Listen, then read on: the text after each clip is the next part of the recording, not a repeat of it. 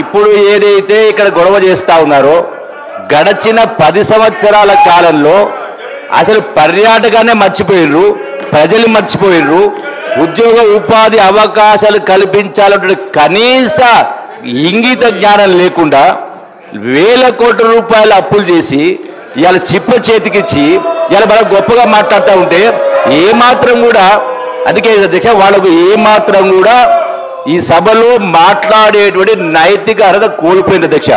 వందలాది మంది బిడ్డలు ప్రాణత్యాగాలు చేస్తే మళ్ళీ ఆ అమరుల యొక్క ఆకాంక్ష నెరవేరలేదు అధ్యక్ష.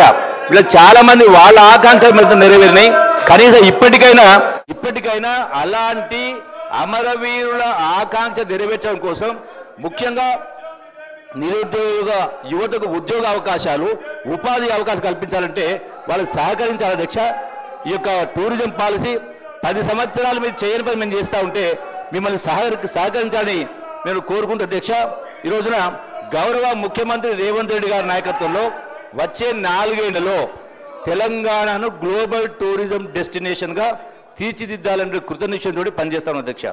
అధ్యక్ష, సహజ వనరులు అంతగా లేని అనేక దేశాల టూరిజంపై ఆదాయంతో మనలో సాధిస్తూ ఉంటే అన్నీ ఉన్నటువంటి మన రాష్ట్రంలో ఇలా అన్ని రకాల అవకాశం ఉన్నా కూడా మనం వెనుకబడిన అధ్యక్ష.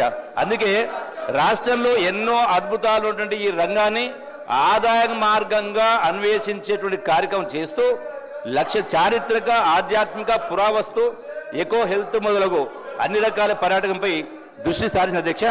అట్లాగే అధ్యక్ష, అడ్వెంచర్, రిక్రియేషన్, ఆధ్యాత్మిక, వారసత్వ, cine, wedding, nature and wild, heritage and culture తదితర అంశాల ఆధారంగా మరిన్ని ప్రాంతాలు గుర్తించి వాటిని అభివృద్ధి చేసే దిశగా అడుగులు వేస్తారు అధ్యక్ష.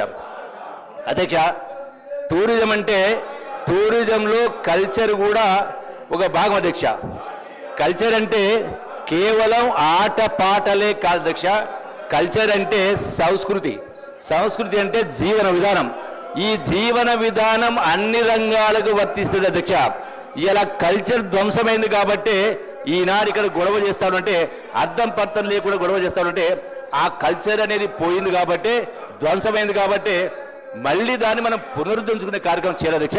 ఇప్పటికైనా గౌరవ సభ్యులు అర్థం చేసుకోవాలి, సహకరించాలని కోరుకుంటుంది అధ్యక్ష. అట్లాగే ప్రభుత్వానికి అధ్యక్ష, ప్రభుత్వం వ్యాపారం చేయదు అధ్యక్ష.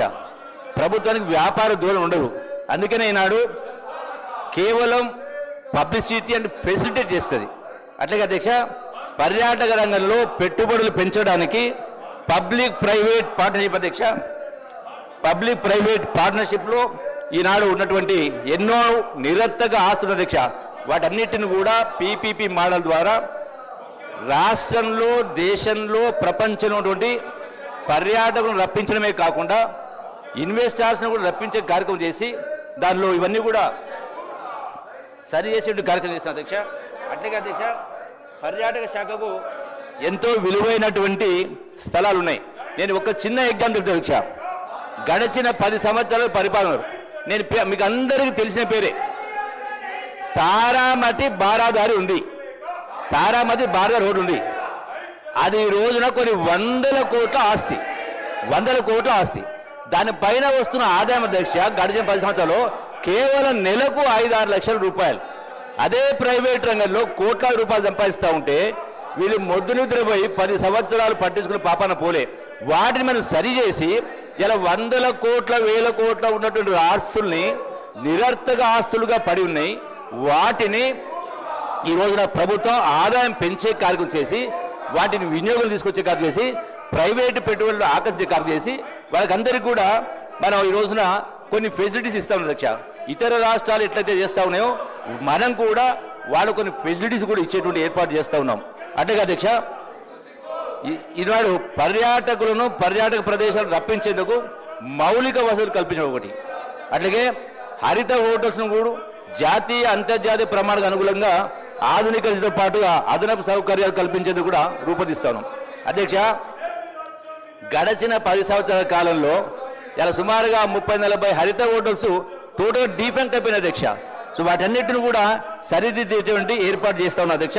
అట్లాగే పర్యాటక రంగం అభివృద్ధికి ఉన్నటువంటి అవకాశాలను పరిశీలించడం, అట్లాగే ఆదాయ మార్గాలను అన్వేషించడం కార్యక్రమం చేస్తాం అధ్యక్ష. అట్లాగే అధ్యక్ష, ఇక పర్యాటక రంగంలో ప్రాంతాల అభివృద్ధికి ఈ మధ్య కాలంలోనే సుమారుగా 100 కోట్లు పరిపాలన అనుమతి కూడా ఇవ్వడం జరిగింది. అట్లాగే special assistance to states for capital investment